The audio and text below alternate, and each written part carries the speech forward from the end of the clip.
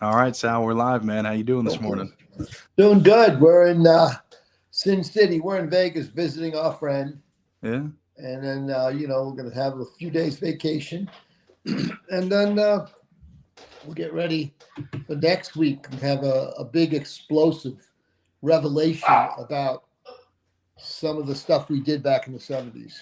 Yeah, well, that's good. I mean, you're out in Vegas having some fun with the, Yeah, family and stuff. Yeah, and then yeah. of course, we'll go in and talk about what we're going to do today. But how's the weather and all that over there?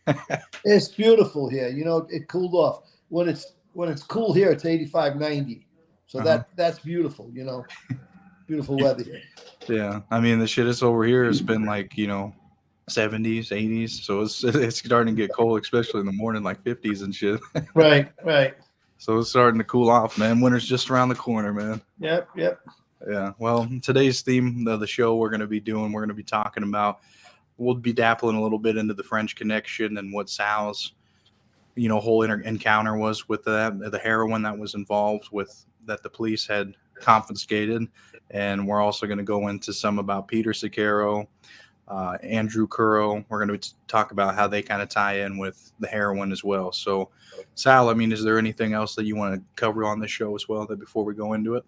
Well, this period that we're talking about is the early 70s. And then as I moved to the mid 70s and I got to meet young guys who wanted to come on, they thought the mob was fascinating, glamorous, glorious.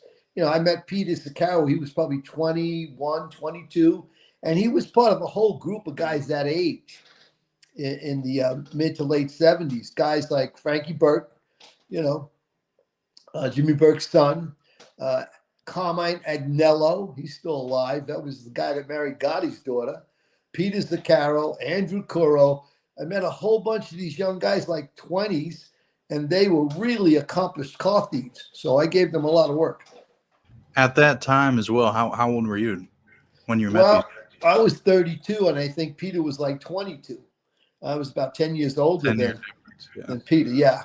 Yeah. Yeah. So I mean, you being at that age, you being involved with crime and on at that time, did they kind of look to you as someone to follow or use for reference or tips or anything like that? Would you say? Yeah, I had a good reputation, and they knew that I was an armed robber. They knew that I was involved with Foxy. This is after Foxy's death.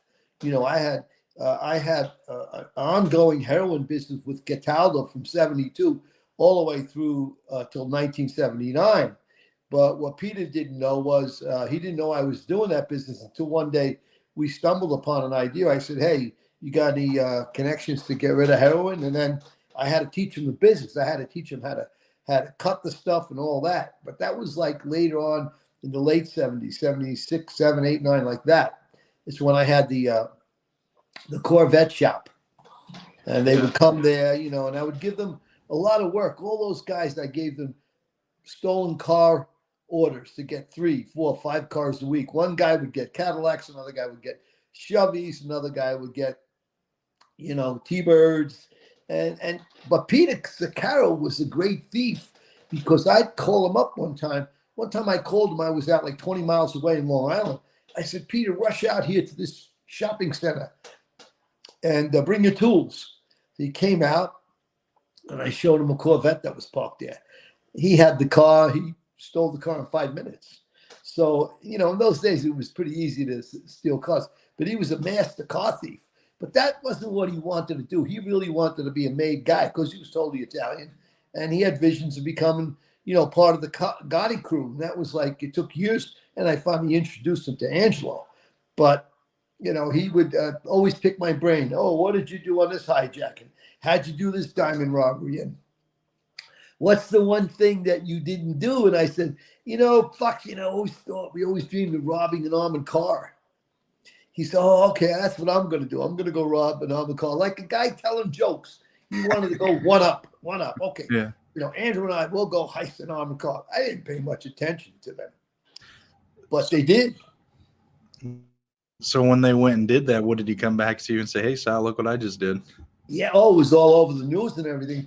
I think they did 2 of them. Now, I wasn't involved with them, but I really think that it was Charles that got involved with Andrew and Peter. And I think that's when Charles killed somebody on the armored car heist. But the first armored car heist they did, I believe he sold the money to Angelo. The new money he got rid of, Yeah. But Peter was the character, man. I mean, he was the tough guy, really. And he was slick. And then I taught him the business. I don't know, for one of the years, it might have been 78 or 79, he made so much money with the heroin business. My kids were like, say, I don't know, 8 and 11 or 9 and 12. He bought them 2 brand new mini bikes and put them under the Christmas tree. But he was the character, the guy that he hung out with that was a sick puppy was this guy, Andrew Coro. Andrew was what I would have called the half a bubble off. I mean, really, he was a crazy. And he had this girlfriend. And I didn't know a lot what was going on, but I think she caught him cheating and she threatened to expose him to the feds.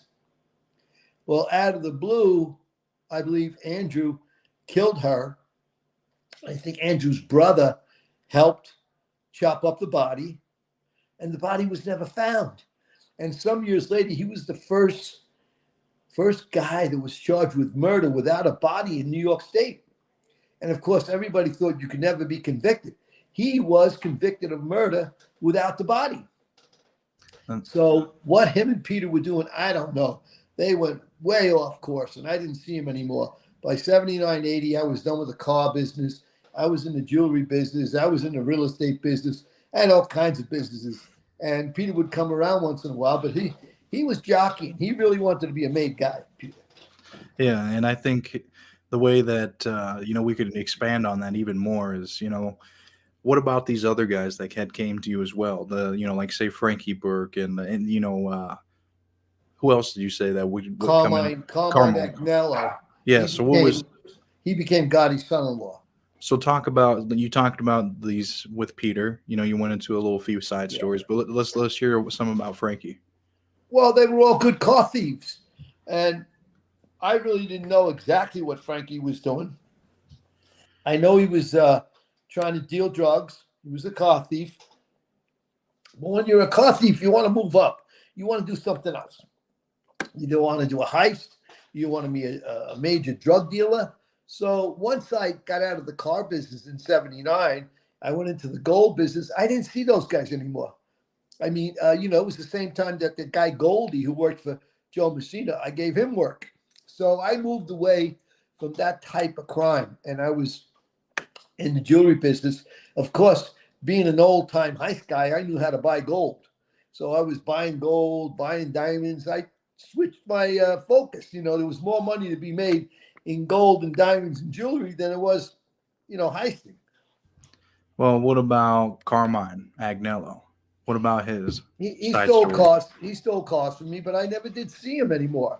I don't know what happened. All I know is I heard that I think somebody gave an order. John Gotti gave an order to kill him or shoot him, and I think he got shot in the ass or something. If you could read about it, whoever's listening, they might want to read about it. Yeah. But it was when he was like 21, 22. He later eventually got big in the auto salvage business, and I think he went to Cleveland. He got busted there for stolen cars and all. So I lost track of those guys in the 80s. Yeah, no, that's true. I mean, so that's good that you were able to expand on that, because we'll tie them into how they Peter and Andrew Curro in particular, how they tie to the heroin. So as well, I want to, that we got comments and stuff from people coming in. So guys, just keep commenting in. We'll go through them after we could cover these next few stories, and we'll start going through the comments, like I said. So Sal, let's go into the whole heroin deal with the French Connection. What do you want to talk about today? Because I know we're going to cover next week. We'll do a whole nother episode on this in particular. But today we'll talk about, I believe. Well, I never asked Cataldo where he got his drugs, but he got pure heroin in kilo weight. 2.2 pounds is a kilo weight, 1,000 grams, and he taught me how to cut up large quantities of heroin, and I would stash it for him in my secret apartment. We'd go there, cut it up, but I didn't know everything about the business. I was learning right after I got out of jail, which was 75. I sold it in 72, 73, 74, but I didn't know a lot about the upper operation of heroin, how it was brought into the country, like Frank Lucas went and got it. But, Cataldo was connected with some guys that were bringing it into the country. And what I didn't know is that he had a contact with a corrupt police officer who could actually go into the New York City property clerk's office and get drugs out of there, because they were all marked and had evidence tape wrapped around drugs. And then they would get heroin out of there. And then Cataldo would sell it. And I'd get a chance to buy heroin cheap because they had to just pay the cop to get it. What I didn't know was down the road, he was involved with a guy named Vinny Papa. And I actually met Papa at a nightclub once. And they actually got their hands on the French Connection heroin. Damn. So when you found that out, what was going through your head when they brought it to you? Like, what were you thinking? Well, everybody knew it was pure heroin, so Cataldo would have to cut it up a little bit. But I got pure stuff. So I was able to take just a few grams of heroin and make an ounce. Well, if I got a few grams of heroin, 4 grams, and made 30 grams out of it, I get $4,500 an ounce back. I get to sell 4 or 5 ounces a week. I'm making $25,000 a week just selling a small amount of heroin. Could you imagine how much, profit there was involved in it when you were selling, thousands and thousands of ounces? A lot, I would imagine so. So when he gave it to you, I mean, how much did you get at first? Oh, I was holding his stuff, so he gave it to me dirt cheap. I don't remember, maybe 1,000 or 2,000 an ounce pure. So that would only be at 2,000 an ounce. I think there was 35 ounces in a kilo. That's only 70,000. The going street market price was like 150 to 200,000 a kilo. So, so my cost was like, oh gosh, I figured that was maybe $7 to $10, $12 a gram, and I'm getting $100 a gram. So it's like 7-8 times your money. Jeez, man. So you were making a lot off of just doing a little bit of that for him. Right. So on top of that, were you still doing the heist and stuff during that time, or just focused on the drugs? No more heist. What I did do is I set up a laundering operation where I would launder his small bills because they didn't want, tens and 20s. So I had to exchange the tens and 20s for hundreds. So I would hit maybe 5 or 6 banks every morning, go in there, flirt with the tellers, give them the money, go back in the afternoon, pick it up. And I can move 200, 300, 400,000 a week, in which case I got paid 1%. So if I moved 300,000, I made 3,000 a week exchanging $20 bills for $100 bills. And all you had to do was just go to maybe 5-10 banks. Yeah, and give the girls some perfume, smile at them, give them a little card, thank you for helping me. They thought I was in the business like of the gold business, jewelry business, which I was, but they knew nothing about the drug business. No. So I mean, how long did this go on that you were selling this French Connection heroin? For years. So there was that much that he had. Oh yeah, I guess. But I think they actually got additional heroin that wasn't the French Connection heroin. There was the New York City was seizing heroin all the time. I know occasionally he told me, "Oh, this batch we got wasn't that pure, so we can't step on it. We can't, cut it up even further." But the French Connection heroin, he had told me, had special, evidence tape on it. New York City evidence. It was taped up. So they knew what they were getting when they got that. I guess when they finally emptied it all out, remember, they had to take that heroin out of the property clerk's office and repackage those packages to exact the same weight that they had taken out, and they'd put flour in there, just common flour. So when did that get discovered that was just flour in there? I think eventually somebody had the stuff analyzed, and then they had their case thrown out because it wasn't heroin. It's funny. So they threw out the whole, not the French Connection one, but which one? It was other cases, just other cases that they had. Damn. So yeah, so they were doing that with all kinds of, not just the French Connection. It was all kinds of different deals that were going on. That were they had jewelry in there. They were getting the diamonds out, replacing the diamonds with cubic zirconiums. I mean, they were replacing everything. Oh, okay. See, I didn't even know that aspect of it. So okay, I mean, Did he ever give you anything else that came out of there, like jewelry or any of that? No, He no, just he was. told you about it.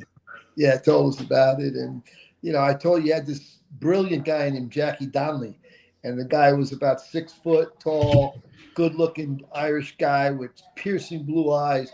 And he was slick. He was a mover and a shaker. He had a wife that was amazing. She was a con artist herself. And they would do all kinds of tricks. We'll talk about Jackie and Joanne maybe next week. Yeah, that'll be a good one to throw in there because there's not a lot, like we said, a lot on there. But I'll dive in. I'll see what I can find.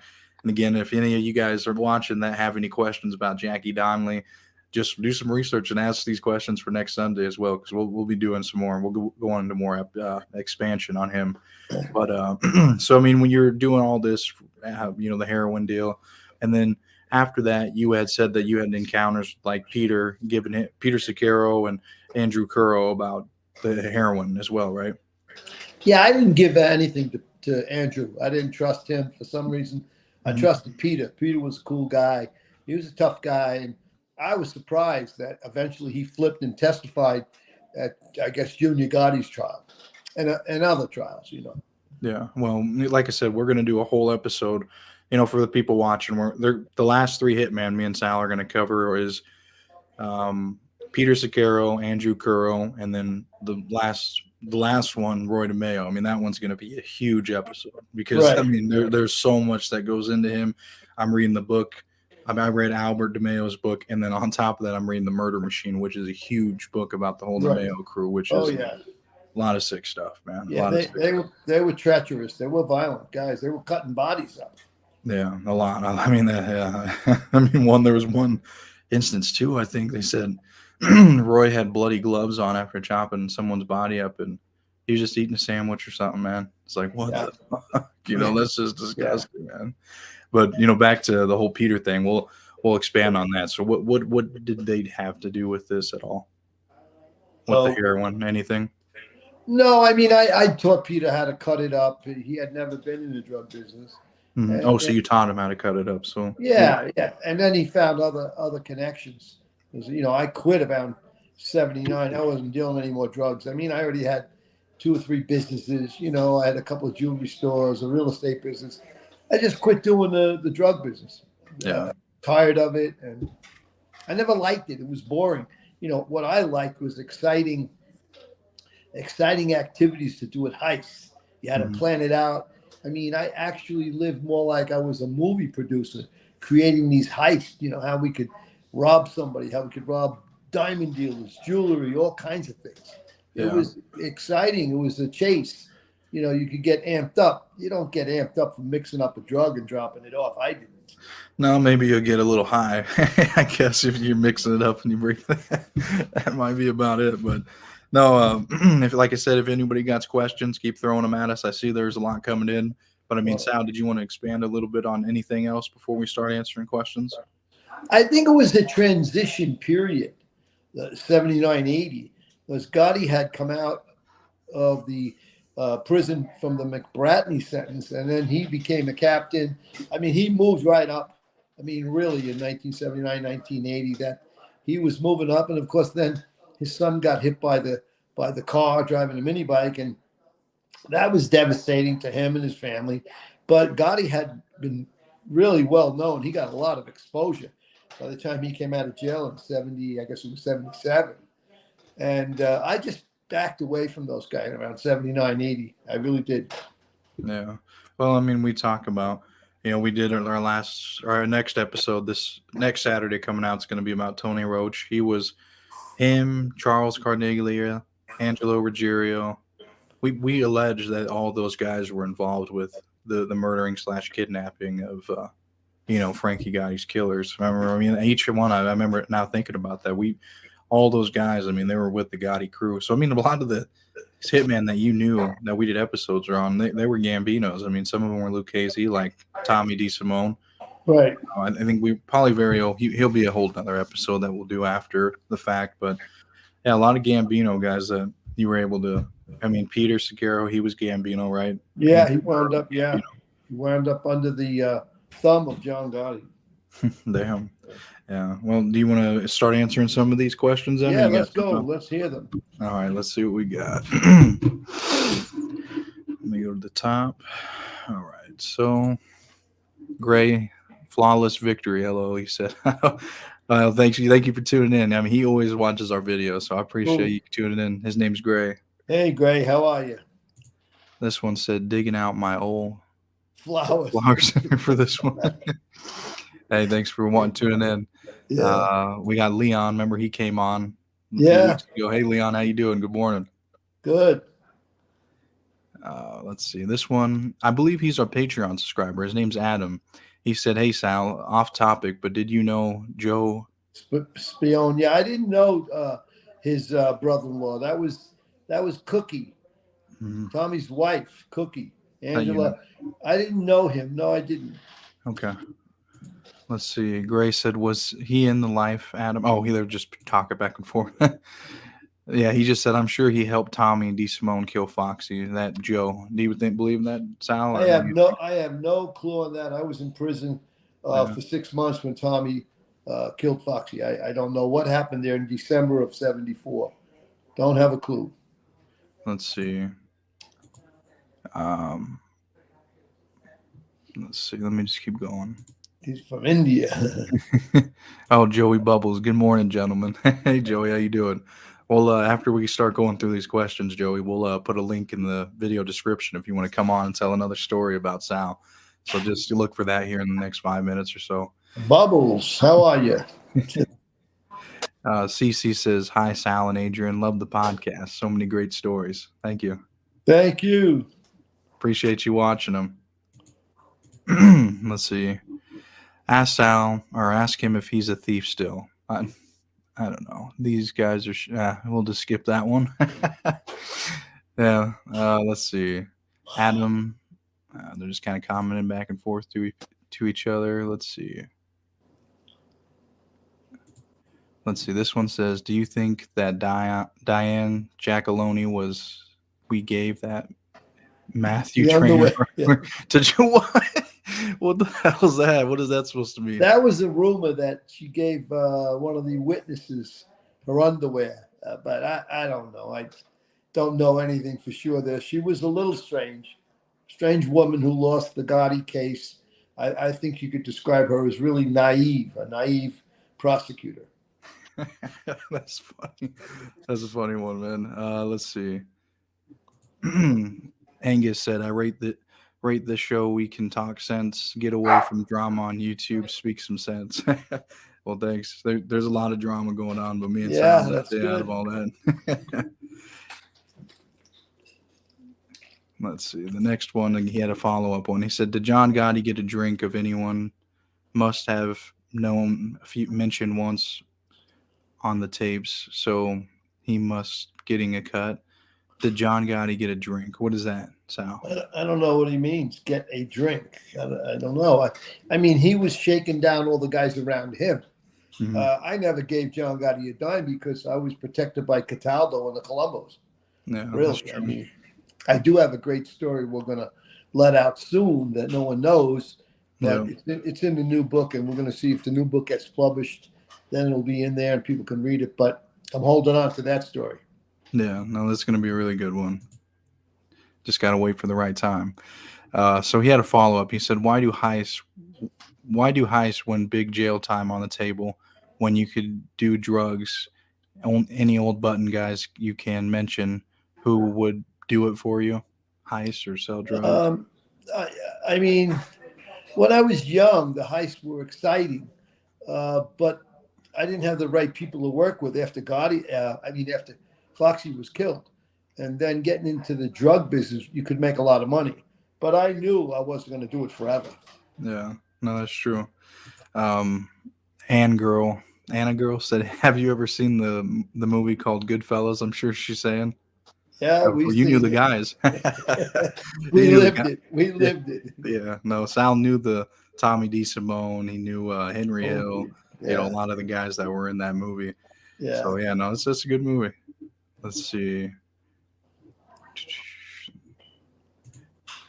Did they arrest the cops from the evidence room? That's a good one. JW. I don't believe they did. because, like I said, eventually this Vinny Papa guy who had the connection with the French Connection heroin, all I believe he was part of the scam, and Cataldo was the guy that got the cop that would use a phony badge to go in there and get that evidence out. Because in those days there was no cameras in the NYPD evidence room, locker, whatever they kept it. So you could show your badge, give them a case number, and get the evidence out.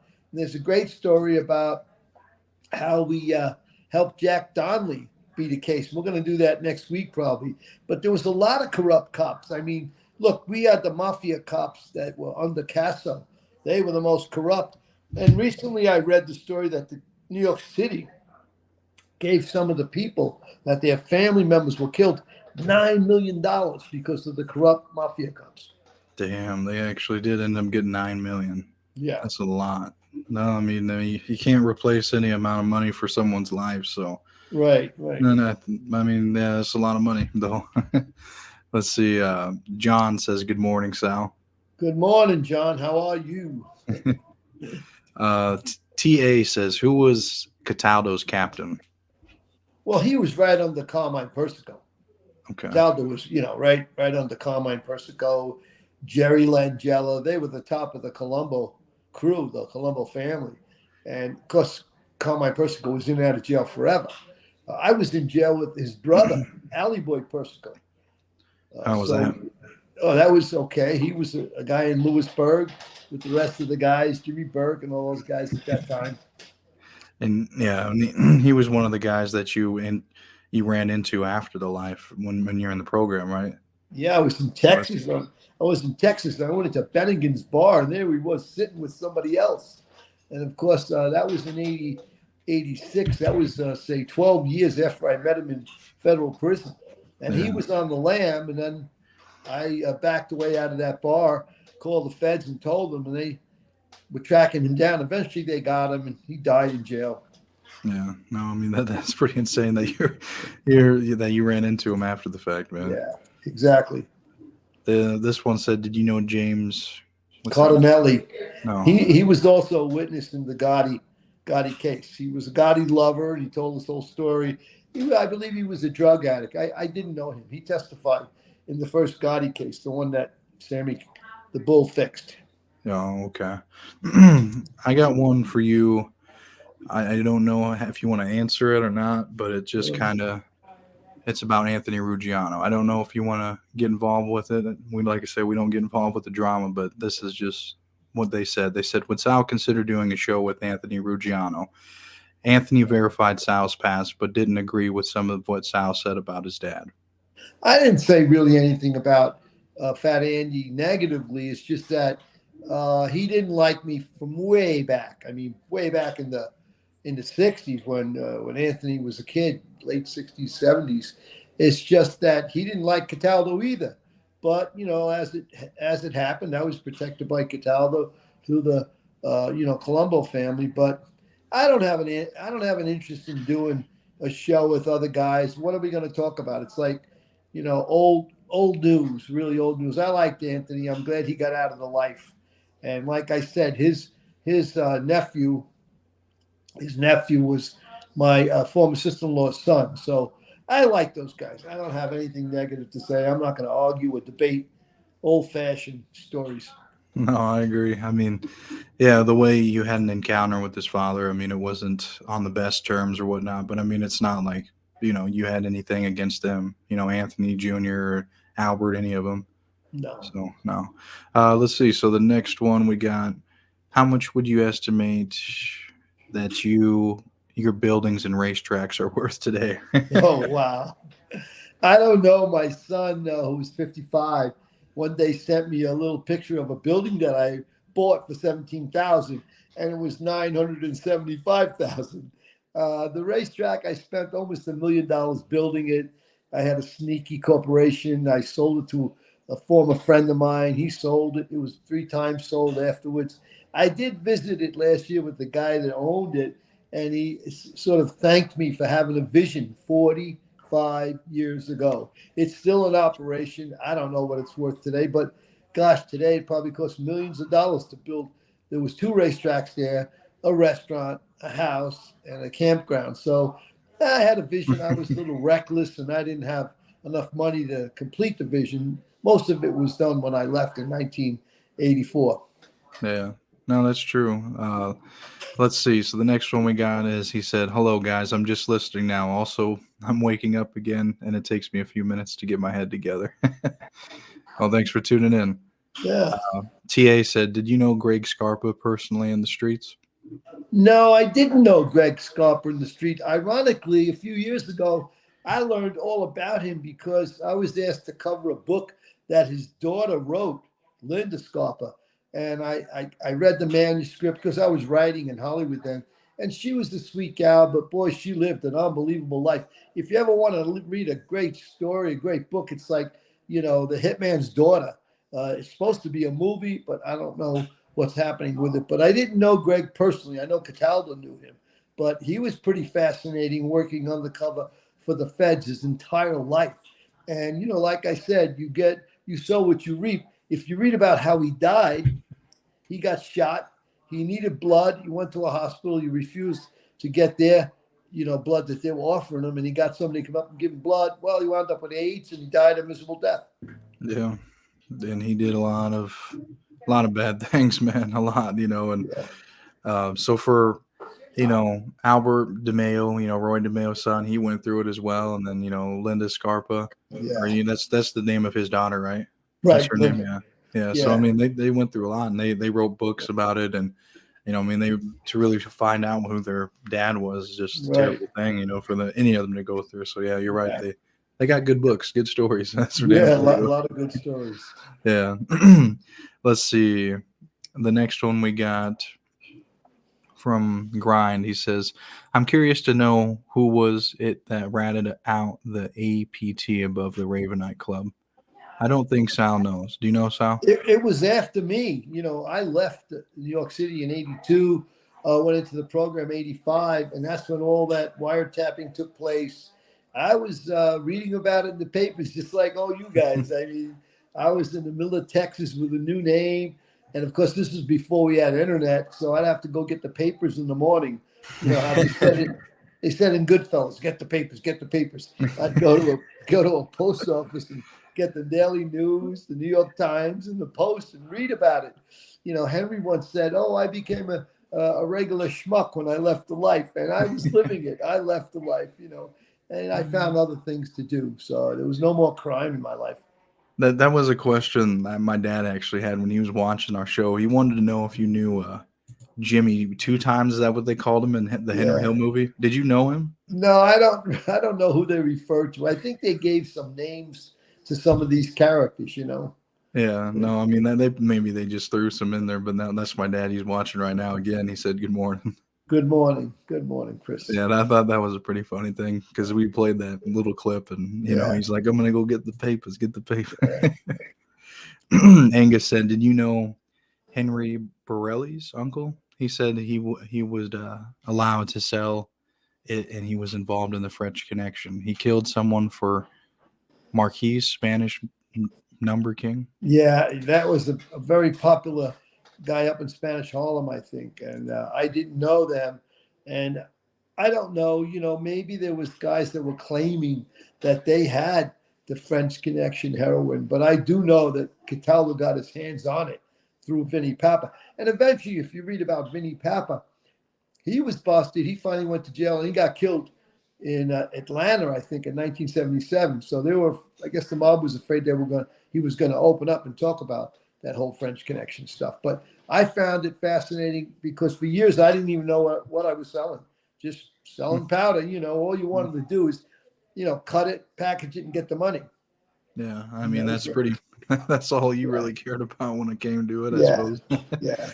Yeah, and another thing that we'll announce since I suppose we're 30 minutes in is that me and Sal before we went on we thought well actually his wife Karen came up with the idea to anybody that wants a Sinatra Club playing card, you can send in the super chat, and then you could send your email to the email that I'll drop in it's in the video description. It's mine. It's the IIY podcast 2021 at gmail.com.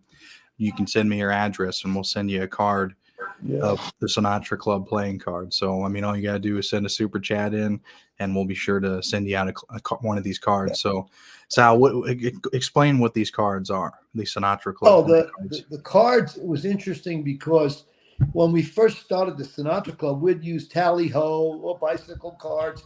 And, they'd get old quick, and we'd have to get more new decks of cards.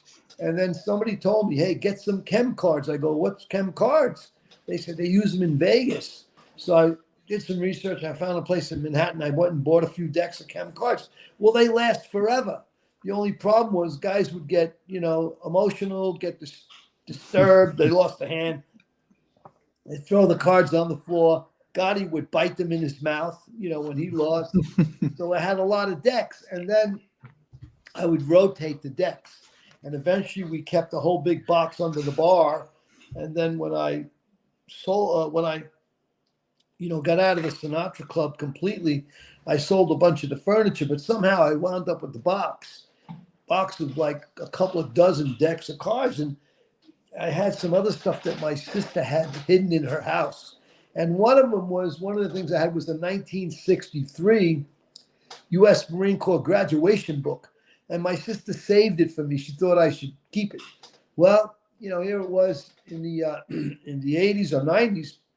I went back to visit her, and she gave me that box. I went through it. There was pictures there, and it was interesting that I found all those cards there.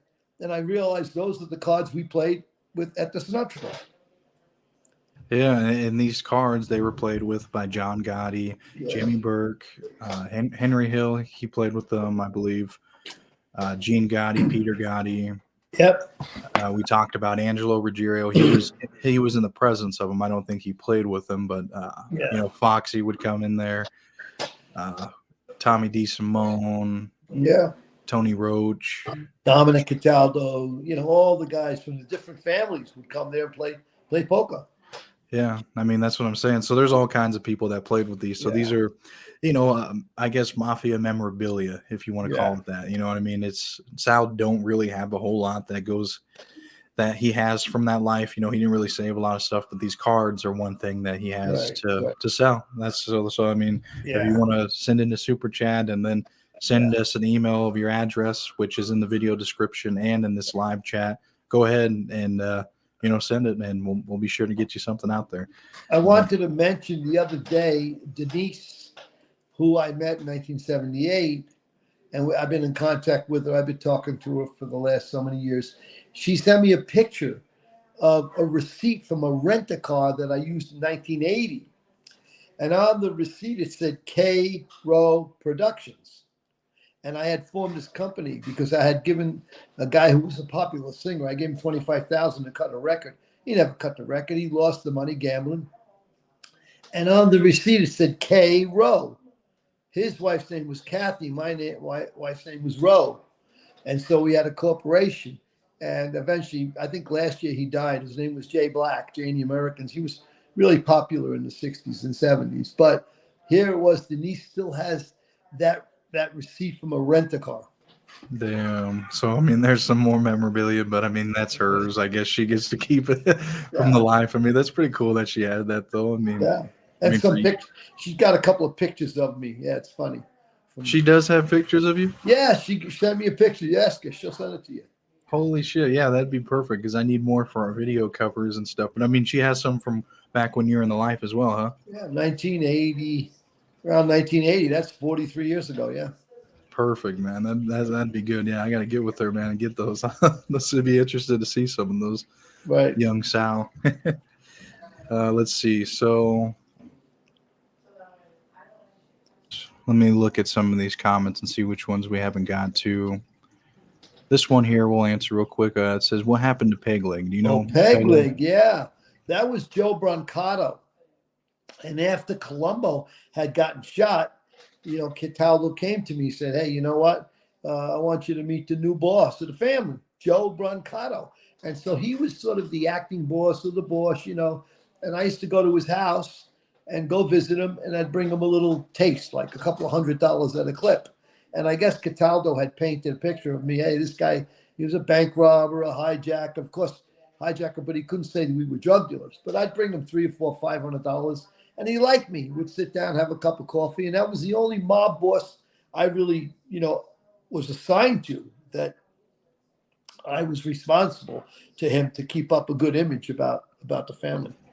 Yeah, no, I mean, what do you know what happened to him after? Like after he was acting boss or anything? I don't know what happened. I think he just died, and I never paid attention. Didn't matter.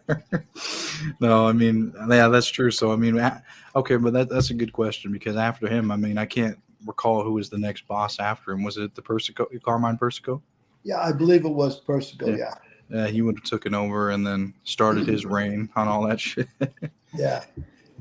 I did get a question in too. They need help doing a super chat, so I'm gonna walk them through it on my phone. But here, just answer this one right here.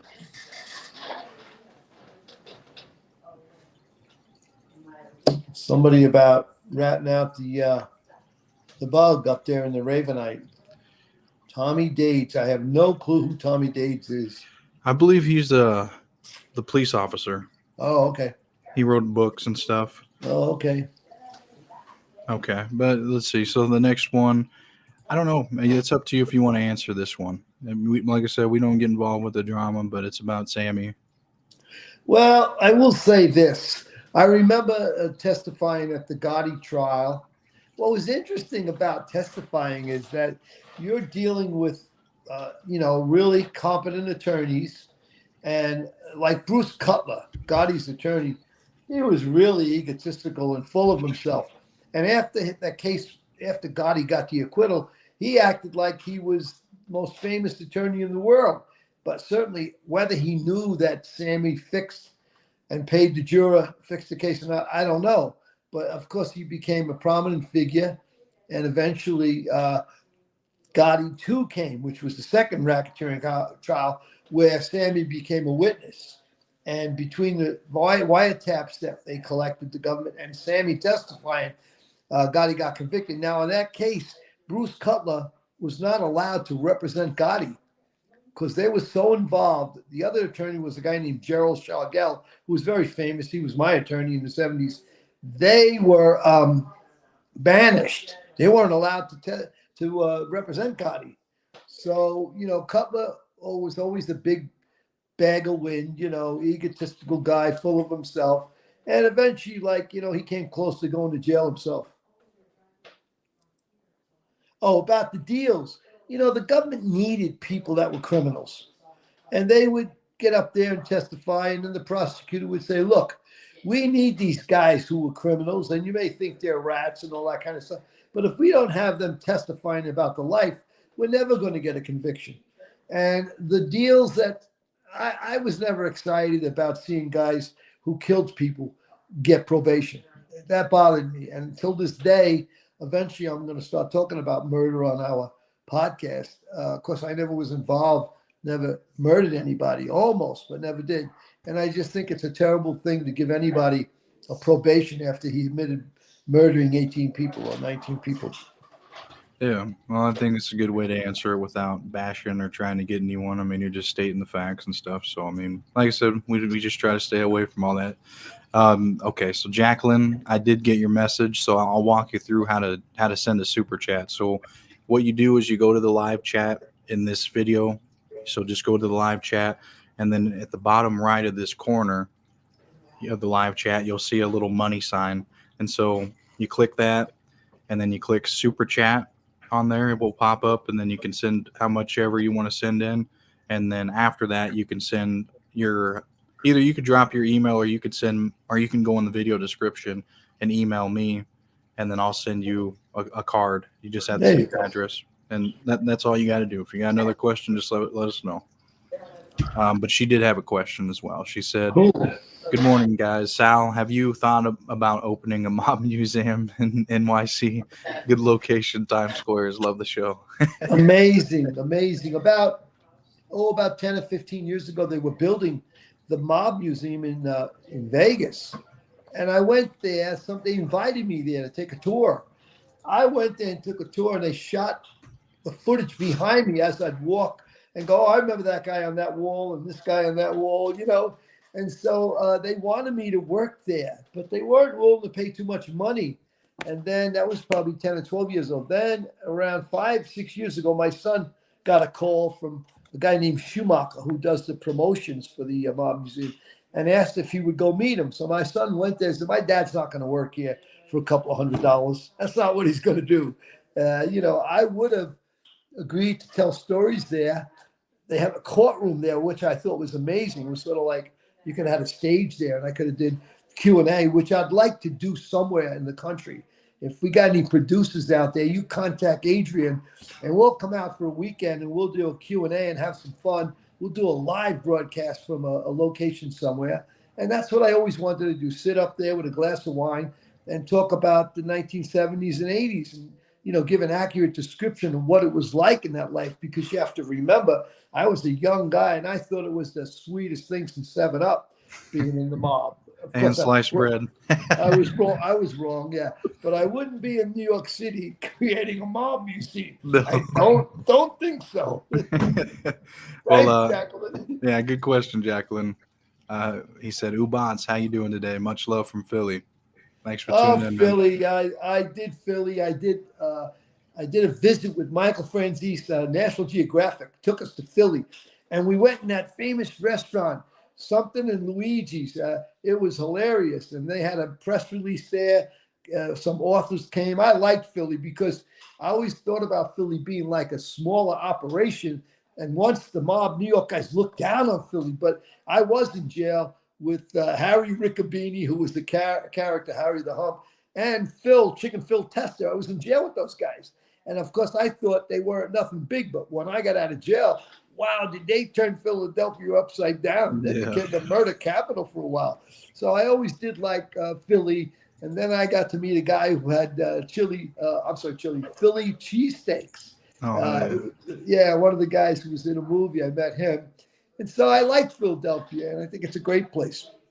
Just a different type of mob, background in Philly. Yeah, it is. That is a whole completely different thing, But thanks for tuning in. We appreciate that. Yeah. I'll go on, one more. He just said, "Hey, fellas, hey, Sports Yankee.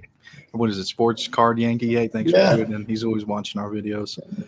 Now, what was that? What was his name? Sport Card. Oh yeah, Sports Card Yankee. I did want to tell him one of the legitimate businesses I had was, I'm glad he tuned in, was I was a big time Yankee fan.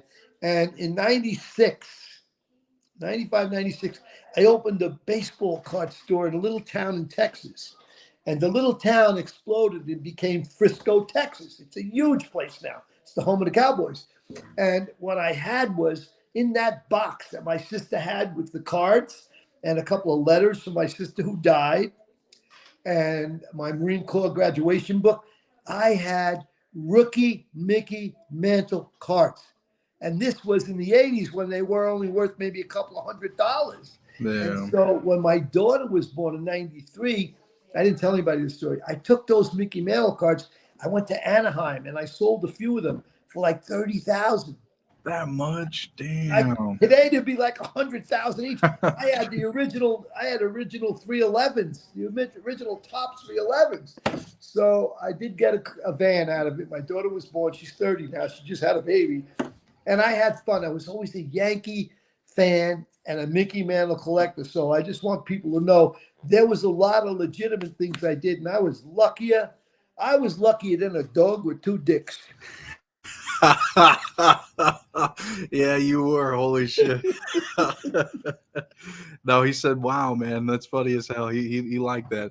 Oh, Jacqueline was able to send that super chat. I'm gonna see if she had anything. Okay, so Jacqueline, just send us an email of what I'll drop it again in here, but you could find it and just send us your address and we'll get you those cards. Tell Jacqueline I got something I haven't given anybody much. I'm going to send her a couple of poker chips. Oh, yeah. That I made for the Sinatra Club movie. So we'll send her a signed Chem card and a couple of poker chips. She'll be the first one to get some poker chips. Okay. Well, there you go, Jacqueline. Thank you. Yeah, Sports Card said Mickey Mantle, big money. Hey, this is a good friend of mine. He's Crime and Entertainment. He's got his own show. Hey, what up? Hey, what up, Chip? How you doing, man? Thanks for tuning in. But now let's bring on Joey Bubbles. He's been waiting. Bubbles. How you doing, Joey? Hey, there you are. Feeling like a regular over here. Hey, what do you think of that game last night? I'm exhausted because I was up till freaking 1:30 watching. I told you they were going to get 45 points. It was 43. I got close.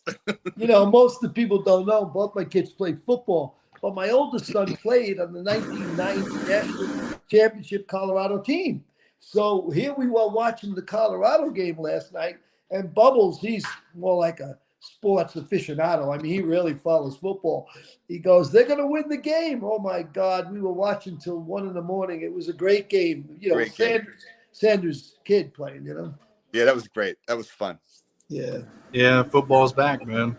Yeah, it's fun. I remember the days when he used to have 50,000 on a game. That was even more fun watching him with him. Well, you know, since it's sports season, let's hear some. You got any stories about Sal? Oh, Bubbles. Let me tell you one. This is a good one. So we were doing a dinner with a mobster in 2015 in Vegas. Him and I were living in an apartment. We were both single guys.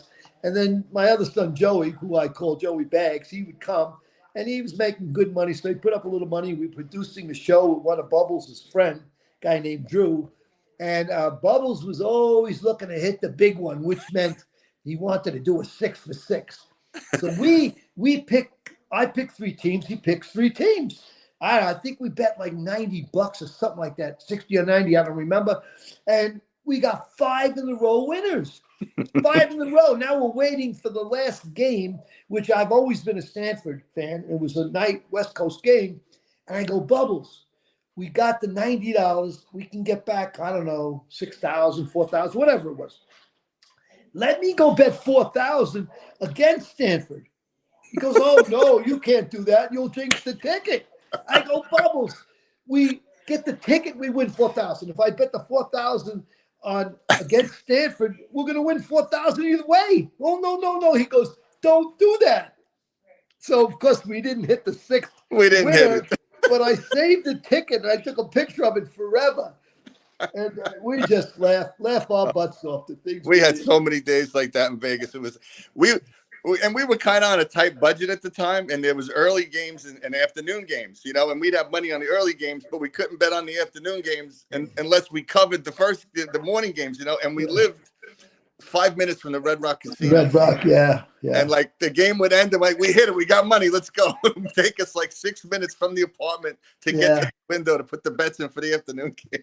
We had fun, and of course, when we getting ready, we stopped doing dinner with the mob club, and then I met Karen, and I said, "That's it. I'm done with Vegas. I'm never going to go back to Vegas." Well, little did I know that she had 2 sons who worked for Tesla in Vegas, and now we're over here all the time. Yeah, where are you at today, actually? We're in Las Vegas in Sutherland. Yeah. I'm around the corner from the Red Rock. You could get the bets in. Hey, we laugh about the old times. So that was the recent old times. Yeah. And if you go back to the 70s when he was a kid, oh my God. So one of these days we're going to do that stand up. I'm going to make an appearance somewhere, and he's going to be the moderator, Bubbles, because he can say, I met this guy when I was 14. Yeah. It's good. Yeah. Do you got any stories you want to talk Well, about? it was just as funny because I've been listening and trying to remember. It was, you know, Sal touches that. You talk about Jay Black before, like growing up in New York, oldies music, like is still the biggest music there. Like the CBS was the oldies station, and Jay and the Americans were a huge band. Even, you know, no matter what decade, you know, when I was born in 60, but in the 80s, we were still listening to doo-wop 50s and 60s stuff. And I went to Sal's house one night, and Jay Black sitting at the table having dinner. I'm like, what the hell's going on? Damn. And, What was that encounter like? That was fun. Yeah.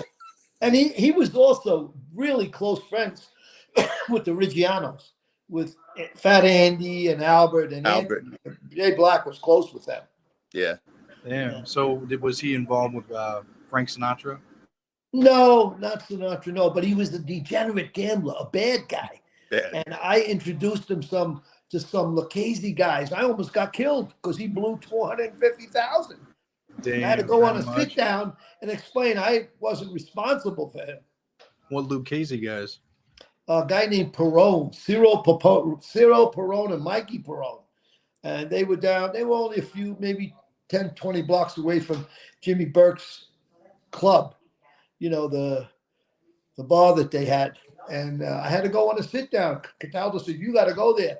I go, "I didn't stand good." I introduced him, and he blew all this money, and it was a mess. He was a pretty bad gambler. I mean, this guy, he would bet on cockroaches running across the street. Well, what the hell gave them the idea to give this guy $250,000? Well, it's just that he kept losing money and saying he was cutting a record, he was going to do this. I mean, I gave him 25,000 cash. I never saw 25 cents because he took me to meet producers and people in Hollywood. And I told you, I went on a movie set with him. He was one of the few guys in life who killed Sinatra. The other being From Here to Eternity with Ernest Borgnine. But Jay Black killed Sinatra in a television movie called Contract on Cherry Street. And that's where I met Sonny Grosso, who was part of the French Connection cops. Yeah, and that's what we'll talk about next week, the whole Yeah. Sonny Grosso and your encounter with him during and after the life. Yeah. Funny stuff, man. Joey, I got some people commenting. Someone said, Joey Bubbles in the house. I guess you're a regular now. they recognize you. I made it. I'm famous finally. Yeah. When you know somebody 50 years and you stay in touch, you got a lot of laughs. Oh, I man. mean, I disappeared on him and his dad and his mom and his sister for 30 years. And then they found me sort of like, hanging out. So Yep. So when you reconnected with him, I guess we talked about it a little bit, but what else did you like? What was it before the life? What other stories do you have? I was just every night was something, it was just like I always told you, it was like an adventure going on. We were talking about when you did, he said he was in the gold business. Sal had store. He had literally jewelry stores that he had a couple of them, right? Yeah. Yeah. And, that was the time where people would do snatch and grabs. They had a place to sell them. But me and my buddy were in visiting him one day. I used to love, when I got a little older and I was driving, then I could just go there without my parents and hang out and stuff. And I remember being in there and he was just, he was a business guy, but this kid came in, the kid looked like he was strung out and he needed money and he had this ring. And he looked at the ring and Sal looks at it. He goes, "I want to sell this ring. How much can I get for it?" Sal looks at it. He takes his loop out, and he's looking at the diamond and he grabs a piece of pliers. He rips the stone out. He goes, the stone's worth shit. It's nothing. He goes, "I'll give you $50 for the gold." Right. So the kid goes, "Okay." He gives him the $50. The kid walks out. Sal grabs the diamond. He goes, "It's a fucking diamond. It's worth money." He was the junkie. I figured, well, why give him all that money? He's only going to buy drugs. Exactly. I cleaned up the diamond and sold it. Damn. But just shit like that. It was just every time I went there was something that went on like that. It was What an else? adventure. It was What an else you adventure. got? Let's hear another one, because I never hear these little stories like these from him. God, I don't. Racing. We'll pop around. So when I told you Sal was competitive when he got in. Well, first he tried driving himself, which wasn't a success. So he started getting other drivers, and people never saw a guy like Sal. We're racing in Georgia somewhere, and he's a bunch of country boys, and here comes Sal. And if he won a race, he would always light a cigar with a $100 bill. He would set the $100 bill on fire and then light the cigar with the $100 bill. Well, we went to a big race one time, and they had this dual engine class, and Sal was this cart was fast. He was smoking everybody, and he taped a $100 bill to each motor, right? To the spark plugs. Yeah. Like, whoever beats me gets this money. Like, he literally put the money there to challenge people. And these guys driving around with $100 bills taped to the motor, and no one can catch them. So, but just shit like that. Just like I said, there's so many. Like, they just pop in and out. Yeah. Yeah, this guy said these stories are just fire. He said he's laughing. He's getting a chuckle out of him. Yeah. It's good.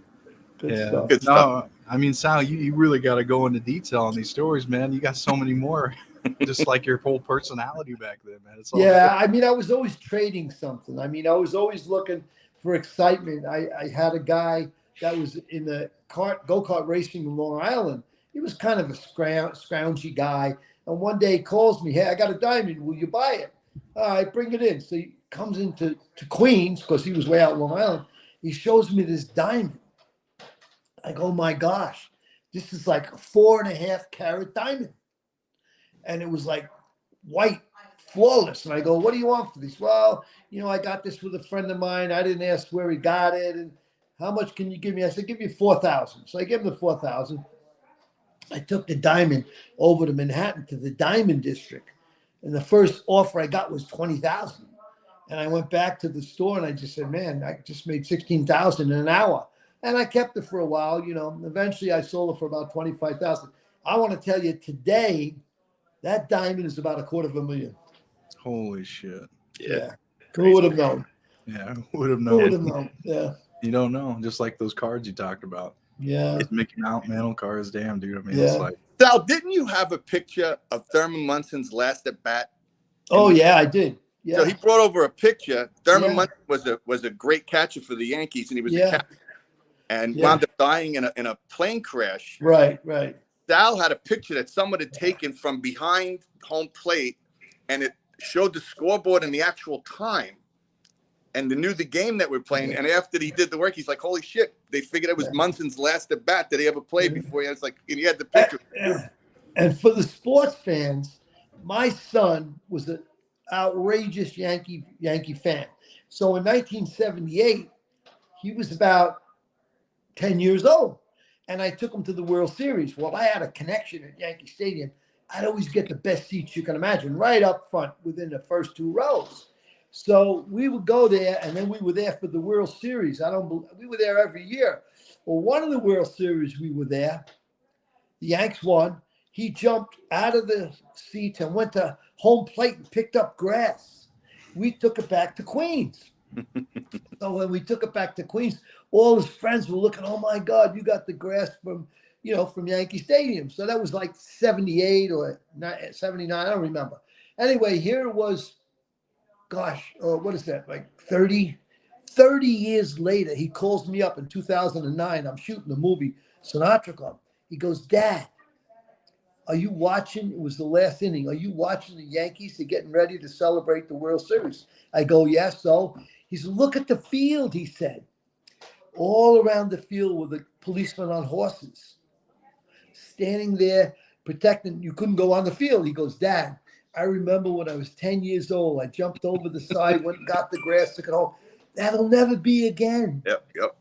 Yeah, they started getting on that security, putting the whole thing around there. He had great memories as a kid growing up. He really did. Yeah. The boys were cool. I loved these kids. They were very tight. It was great to reconnect with them later on. Yeah. Did you hung out with them a lot when you were a kid at all, or you did? Well, when I was younger, they were younger than me. They were 10 years younger. So Yeah. Okay. Yeah. But when later on in life, Joey Baggs and I mean, we talked almost every day. Like we constantly talked. We hung out together in Vegas, and it was fun for him too to reminisce with me because he was younger, when this all went on. So he loved when Sal and I would start talking because he'd light up and hear all these stories and stuff. It was a good time. Sal, we might have to bring one of your son on sometime and have him tell some of his stories. I don't know. Yeah, the older one is pretty conservative about that. I don't know if he wants to show his mug. Yeah, no, I hear you. Anybody else wants to join in too? Like on the live chat here with me, Joey, and Sal. I put that link in the video, the live chat, so you can just click it and copy paste it into your internet browser. And I will tell you an interesting little story about Bubbles. So we're in Vegas, living there for about a year, and I didn't know he liked movies. So we would sit there, and I'm a big time, film fan, working in Hollywood 20 years, and I would go, look, I want to show you something about movies, and I'd say, Joey, let me give you a detailed description of how powerful the camera is.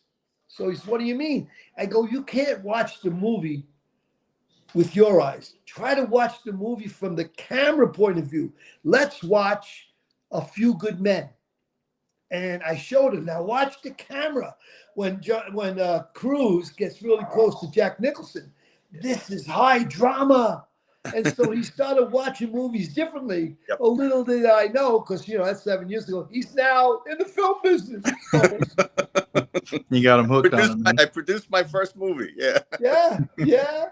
Damn, that's cool, man. Yeah, I learned. Yeah. Well, it's funny, you think of Hollywood, you think of movie stars and whatever, and then you start, I'd be around Sal and to me, Sal's whole life could be a movie. Like you could pick. In fact, we had talked. I'm like, you can't do a movie. It's got to be like an episodic thing because there's just too much shit. You couldn't have to be a 6-hour movie. Yeah. But then I had an opportunity to do one, and I produced it. It was a blast. I had a great time, and I'd love to do more. It's fun. And we're talking. Yeah. I'd love to do something with Sal in a movie. I think it's great.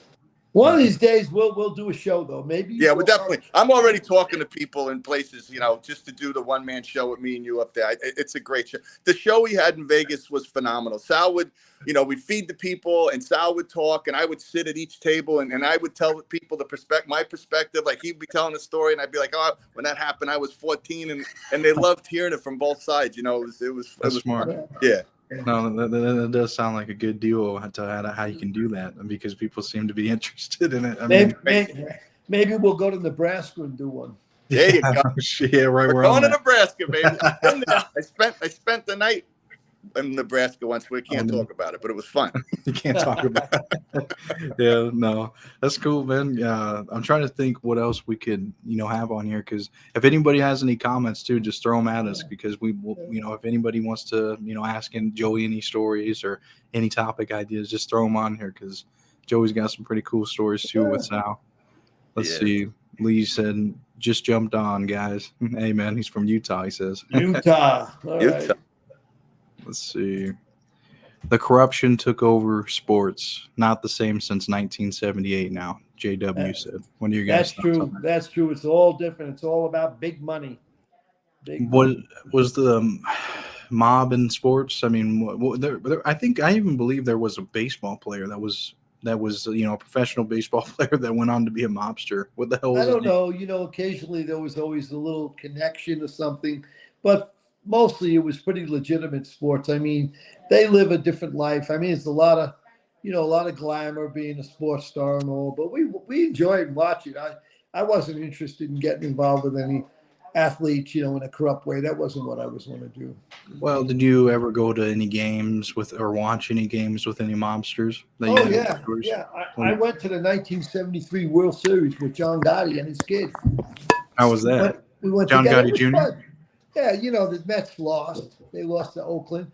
But he would go to – John loved boxing. He loved baseball. He was a Yankee fan, but he always felt kind of sympathetic to the Mets. He liked the underdog, And I put that in the movie in Sinatra Club. He liked Willie Boy Johnson, He liked the Mets, all the losers. He had a sympathy for those type of guys. Mm. Well, here we got a comment in from Danny F. He says, Pro Leaner, is that how I'm saying? Lerner from Rhode Island was a pitcher and a hitman. Oh, there you go. He heard you. He heard you. Yeah. Wow, that's interesting. I never heard of him. You ever heard of him, Joey? No, never. Let's see. Dutchman. I think your alarm's going off, Sal. Yeah. Dutchman. It's okay. So Dutchman says, Sal, did you ever go to the 101 bar where it was Cafe 2001 Social Club? I didn't hang out in those neighborhood bars. Not really. I mean, that was after. I think that was for John Elite and Junior Gotti. I just didn't hang out in those local bars. Just kind of younger guys hung over there. Yeah. I like more of nightclubs. Well, Lee had a follow-up. He said, did they ever meet any big-time boxers, Joey or Sal? I had an incident. I had a visit once from two famous boxers. It was a good story. I'll tell you real quick. I had made a television commercial for the jewelry store in Queens. And one day my guy who got me the commercial time said, hey, Sal, I'm coming over to visit. I got two friends. I go, okay. So I'm sitting in my office, big long desk. And then he comes with these two guys. They're really small guys, but I recognized them right away. One was Rocky Graziano, and the other was Jake LaMotta, the guy from Raging Bull. Then they come in, they sit down, and they're talking. These two guys got real Brooklyn accents. They're talking about all kinds of stuff. And then Rocky Graziano said, come on, I want to show you something. So he takes his hand. He takes off a pinky ring. You see this? He goes, I go, yeah. He says, the big guy gave this to me in Chicago. I go, what do you mean? Who gave it to you? He's Al Capone gave me this ring after I fought in Chicago. I go, really? And they had good stories. And then Jake LaMotta, I think that very month, and it might have been 80, his wife, Vicky LaMotta, was in the centerfold for Playboy. So they invited me to this little restaurant bar in Manhattan called Elmer's. Come have lunch with us at Elmer's. So I go over there a few days later, and I walk in, and I look, and there's this very, very attractive woman, and that was Jake LaMotta's wife, Vicky LaMotta. And they had this table, and we sat there, and we talked, and I had this business, the jewelry business, and their friend was my commercial connection for television. And I got to be friends with them. I thought it was fun and listen to their stories, but that was a good visit, and I enjoyed meeting those guys. Yeah, no, that is pretty interesting that you were able to meet some of them boxers, and the one that had the guy, he had an Al Capone ring. That's fucking nuts. Yeah. One of our Patreon subscribers, they did have a question. They said, hey, Sal, his name's Adam. He said, once I saw a newspaper article from 1988. It went into the backstory of Gotti before he was the boss. It had loads of info about the people who were associated with Gotti, Gene, and Tommy DeSimone. And then he said, did you give any information to the FBI about Gotti alleged being involved with DeSimone's death? No, because I wasn't interested in fabricating, and I didn't have any details. I mean, as far as I knew, I was in prison with Angela when Tommy was murdered, and he said, "Don't dare think about doing anything, Tommy. John's going to take care of him." So I really had no details about that. And by the time I got out of prison in '75, I had completely changed my focus. I didn't need to be around those guys anymore. I knew I was going to be making a lot of money with drugs, and I had other plans. And I stayed away from them, really. Yeah, so you wouldn't have to give them any info because you weren't privy to. No. down. I never gave them information. I mean, the FBI will ring you out if you left them. Like I told you the story about going to Florida on the judge's case, and they said, come give us information about Dave Icovetti. Put a wire on. We want you to go meet him. I go, take a hike. It is not going to happen. I am not ever going to put a wire on the guy who was my friend in prison. Yeah. Some guys might have did that. They would have did whatever the Fed said. Not me. I go, I'm here for a judge, not for a mobster. Yeah. So, I mean, you did have some leeway on who you could go against. Did you, let's see, Joey, do you want to, I'm going to go through and answer some more questions here soon. I mean, you can stay on if you want, but. You guys do your show. I just wanted to pop in and say hi. Okay.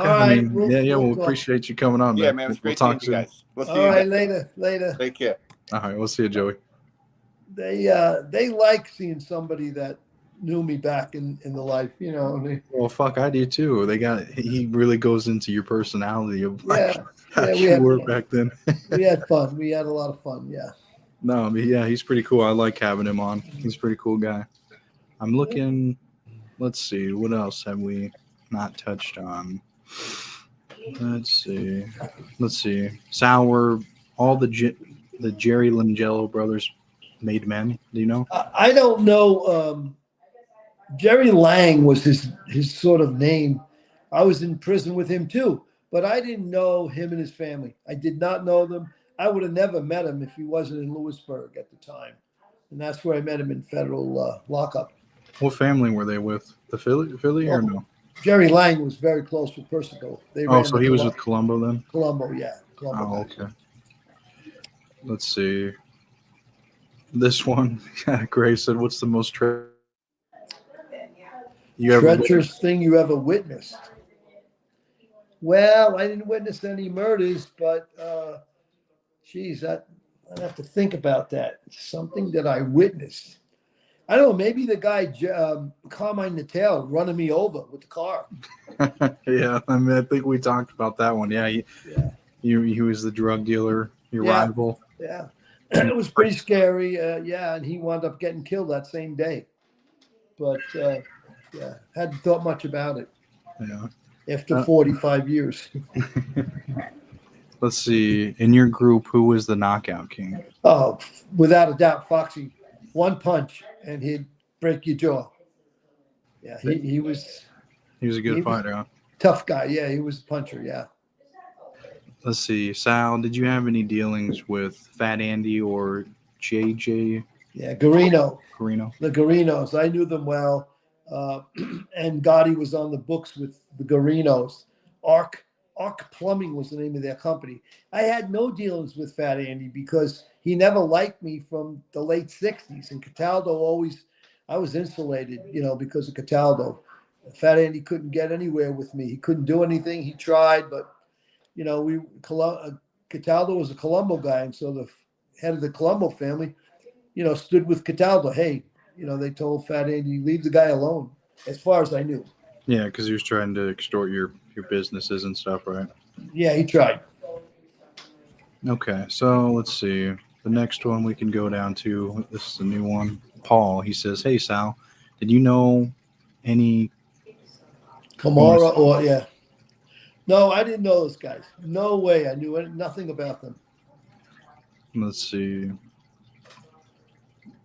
Sports Card Yankee said, how many years of prison do you have underneath your belt? 13 months. That was it. 13 months, damn. In 74. Yeah, that was the longest one that you went in. Yeah. Your longest stay in prison.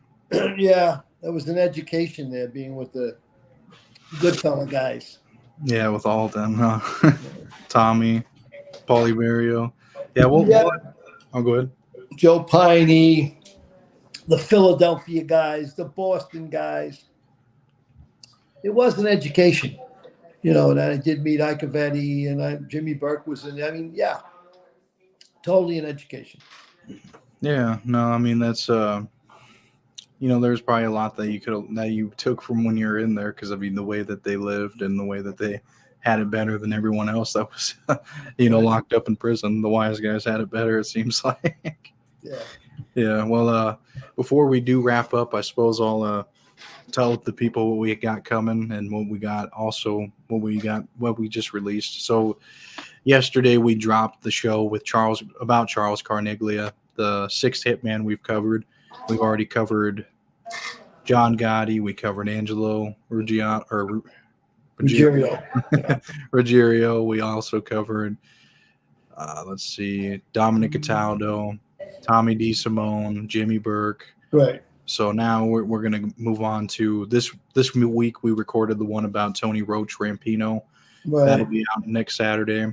And then to follow up, the next three hitmen we're going to do are Peter Sicaro. We're going to do a whole episode on him, Andrew Curro, and the last one, Roy DeMeo. So those ones will be pretty interesting, because Roy DeMeo, he will for sure. But Peter and Andrew Curro, there's not a lot about these guys. So I think this will be a whole new story for people to watch and look forward to, because I don't think I've seen any. I couldn't find any other videos of guys talking about these guys on YouTube or nothing. So we'll cover them. You can expect to see those within the next month. All of them should probably be out, because one a week we put one out. So you can, we got a playlist on the channel where you can watch all of our episodes. You go to a Lifetime of Mafia Tales. You can watch, I believe we got 13 of them out now, and then 6 or 7 lives that we put out there. So you can go on there on the YouTube channel here and just go to playlists on there, and then you'll find that. Also, you can find my podcast that I do without Sal, is the Invest in Yourself podcast, and I got a playlist over there as well. And then the interview that I'll be dropping today for my channel is going to be the one with Michael Thompson. He was an Aryan Brotherhood. He was in that gang in prison for quite some time. He flipped, became an informant. He just got out of prison, but he was in there for like 40 plus years, I believe. Oh. So yeah, I know. Terrible.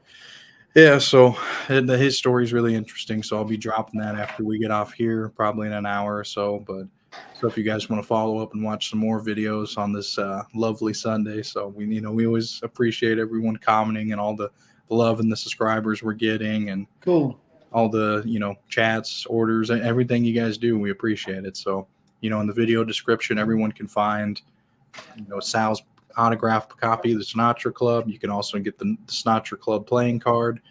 You can also subscribe to our Patreon channel, and that's another thing I'll bring up, is because we go on each episode. We do say, we did one about Jimmy Burke. Now we did one about Tony Roach. That's going to be the next one on there. So we talk about a story that can't be talked about here on YouTube. So you can either get the $5 a month plan or the $10 a month plan and get these untold stories, and they go on there. So that's a reason to, go over there, subscribe. But yeah, I mean, I think that's really pretty much all I got to promote before we wrap up.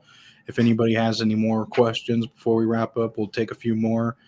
But Sal, do you have anything else you want to throw Yeah, in? we can let them know we're going to start doing Murder in America, because Murder in America is 3 women a day are murdered. So we're going to start covering some of that stuff. Some cases you might have heard, some you might have information. We're going to try to help people, understand how their family members were murdered, what happened to the convicted perpetrators. We're going to cover that stuff because it's important to me. It's the one crime I never committed, and I think that we need some criminal justice reform in this country. So we'll cover that soon, probably by Christmas time. Yeah, no, I agree with you. And like I said, like how we really incorporated this other message within Tony Roach's episode. We talked about the character, who he was, criminal activities you did with him, but we also talk about how he was an example of a guy that ruined his life by getting involved with the mafia. So we want to make sure that we incorporate a lesson of Right. why this guy went down this path and why he went to this life, and how he could have been something else, right? But so that's what we're going to do with each one of our guys that we cover or any shows, just so we can try to help people out with that are interested or still in that criminal life or have an at-risk family member, or just anything that we can try to help. Because these stories, they're cool, people like to hear them, but we also want to make sure we're doing the world right, doing it some justice, because some people they look up to the whole mob stuff as well, still criminal life. I mean, that's not what Sal is. He's not about that at all. And the way I look at it is, at the end of the Sinatra Club movie, which I wrote, I did a little appearance at the end saying, I looked at the mafia time, the mob's time, as sort of like similar to the old Wild West. Everybody's still fascinated with the Wild West and what happened there with the gunslingers. And eventually it faded. But, there's parts of the world who love American, gunslinger West stories. And I think people also like the pop culture of the American Mafia. But I'm here to tell you, it's not really glamorous. It wasn't glamorous. I thought it was. And it's like the closer you get, to the shining star, the less it shines. That's true. That's a good way. Keep it in mind, Jack. No, that's a good way to put it, because whether, it's a different criminal organization, gangs, terrorist groups, I mean, we don't want to promote that any way for people to be like, right, oh my God, that's something I want to do or get excited about. That's not what these stories are. Yeah. These are meant for at all. So I think Sal is a good way of, incorporating that with our stories. So, I mean, you'll get both worlds, you know what I mean, when we do our shows, but we're just taking this day by day, each show that we do, and just trying to figure out how we can do a positive show and not get involved with drama, all that other stuff, because we know that it's easy to get wrapped up into that, that world. So, yeah, we appreciate everything. So we'll just end it. Well, let me make sure. Let's see if we had any other questions. We'll just do a few more on here. Jacqueline was the one that sent in that live or that super chat. She said, Sal, is it true Frank Matthew lived on the same block as Big Castellano did in Staten Island? What do you believe happened to Frank Matthew and his girlfriend? I don't know. I mean, it was reported he was a major, drug dealer, heroin dealer, but I had no affiliation. Don't know his story. Didn't really pay attention, Jacqueline, to that. So, I mean, you'll find information out there. Information is like, you have to decide what you believe, what you don't believe. As far as I knew, he was a major drug dealer. I mean, the only major black drug dealer I met in prison was Frank Lucas, which I thought was an interesting guy.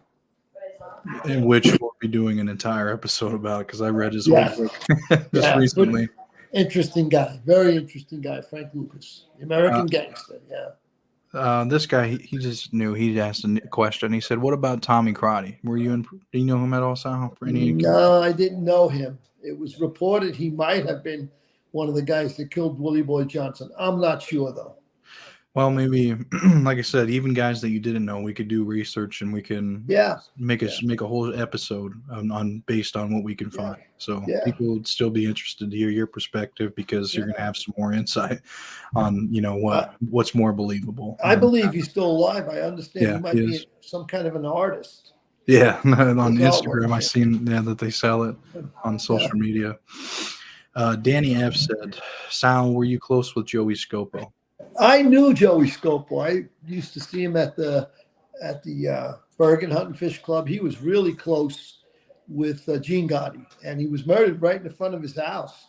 He was a legitimate tough guy, Joey Scopo.